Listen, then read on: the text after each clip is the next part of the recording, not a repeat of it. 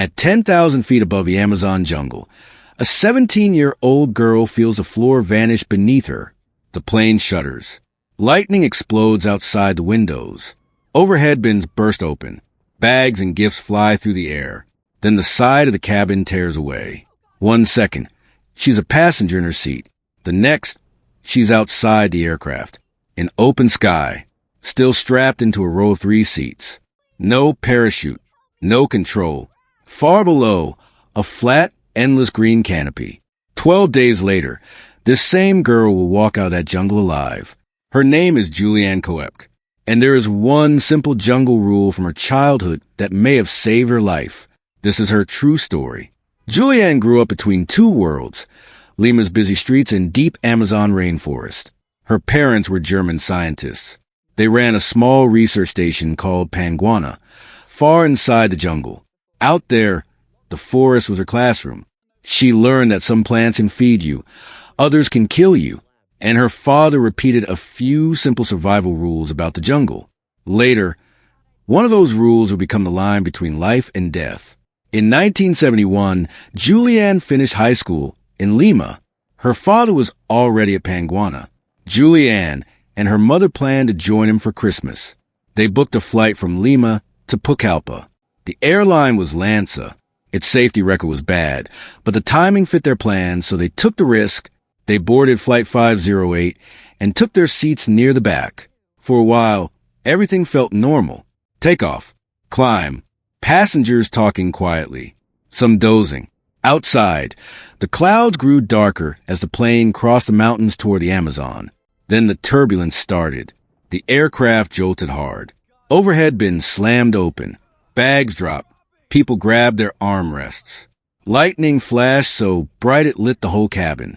Juliane looked out and saw only black clouds and white fire. Her mother fastened her seatbelt tighter, turned to her, and said softly in German, "Jetzt ist es aus." Now it's all over. Seconds later, a blinding flash, a deafening roar. The plane lurched. Metal screamed. The fuselage split open. Cold wind howled through the cabin. Rows of seats ripped free and shot into the storm. Still strapped in, Juliane felt herself sucked out into the sky. She is no longer a passenger. She is a falling object. And this is only her first problem. Her real test starts when she hits the jungle. Imagine you're 17. You're strapped to a row of 3 seats, spinning in midair. Around you, scraps of metal papers, luggage tumbling through clouds. Far below, that flat, endless green canopy. There is nothing you can grab, nothing you can do. A few things, by pure chance, work in her favor. The 3 seats and the angle of the fall create some drag. Below is not rock, but layers of flexible branches and leaves that help slow her down. But from 10,000 feet, almost everyone still dies. She doesn't remember the impact. She blacks out before she reaches the trees. When she opens her eyes, it's daylight. She's lying on her back on the jungle floor, still strapped to part of the seat frame. There is no plane, no people, no road, just trees and the constant noise of insects. She tries to move. Her head throbs. One eye is swollen shut. Her glasses are gone. Everything is a blur. Her collarbone burns with every breath. Her leg and arm are cut and bleeding. One sandal is missing. Later, doctors will find a concussion, a broken collarbone, and a deep wound on her arm. That wound will matter later. She unclips the belt, somehow stands up, and calls for her mother. Silence. She stumbles through the undergrowth, calling again and again. Bits of wreckage appear between the trees. Twisted metal, torn seats, open suitcases. She sees rows of seats driven deep into the ground. Bodies still strapped in. She finds a woman's body. The hair, the shoes, look like her mother's. Juliane can't bring herself to check the face. In that moment, one thing becomes clear. If anyone else survived the fall, they are not here with her. No flares, no shelter, no radio.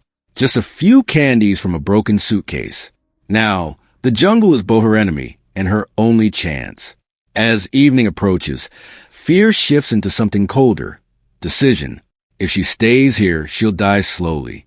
If she moves, at least there is a chance. She stops, listens. Through the trees, she hears it, a faint, steady sound. Water. She pushes toward the noise and reaches a tiny creek. Shallow but flowing. She kneels and drinks straight from it. She has no other option. And then, through the fog in her head, a memory finally surfaces. Her father's voice in the jungle years earlier. If you're lost in the rainforest and you find running water, follow it. Small streams join bigger ones. Bigger streams become rivers. And people live by the rivers. The rule that now stands between her and death. She makes a plan. Stay with the water. Follow it downstream. Move as long as her body can. From this point on, every step she takes will depend on that one rule. Her world shrinks to a strip of jungle along the creek. She walks in the water when the banks are too dense. Roots and stones cut her feet. Insect attack without mercy, mosquitoes, ants, tiny biting flies. Her arms and legs swell with bites. At night, it's too dark to walk.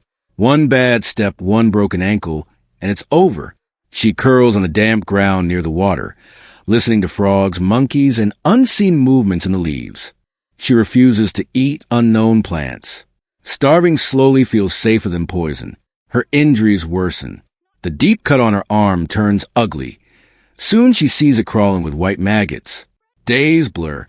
The creek becomes a larger stream, then a wide river. The current grows stronger. The forest is hard to cross.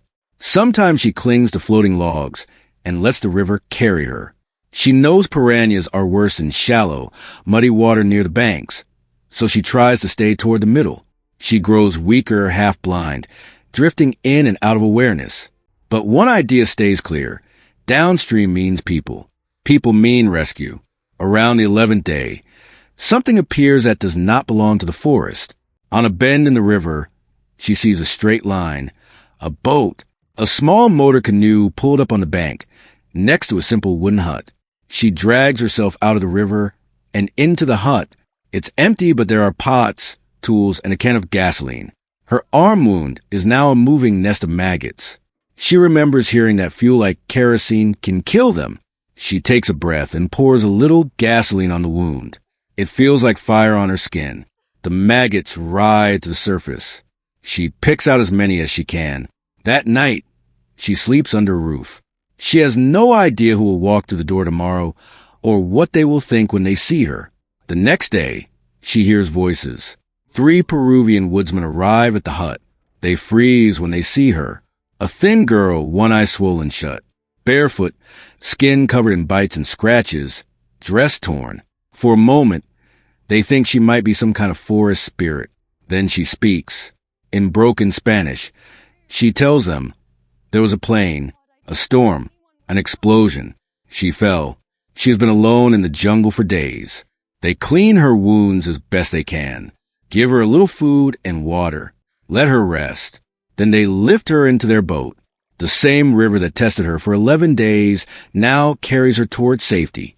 They take her by river to a settlement, then on to a hospital in Pucallpa. Dehydrated, infected wounds, broken bone, but alive. Out of 92 people on LANSA Flight 508, Juliane is the only survivor. Her father, who has been desperately searching for news of the crash, finally reaches a hospital. He gets his daughter back. He also has to accept that his wife did not survive.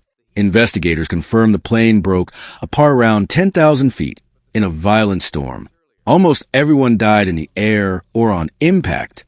Juliane's survival is one of the rarest in aviation history.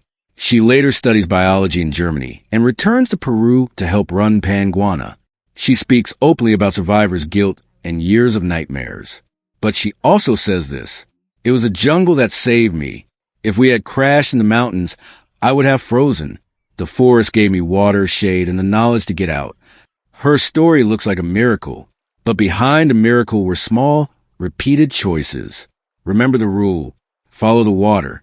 Don't eat what you don't know. Stand up. Take one more step. And then another. If you think surviving a 10,000-foot fall in 11 days alone in the Amazon sounds almost impossible, hit like. It helps more people find these true survival stories.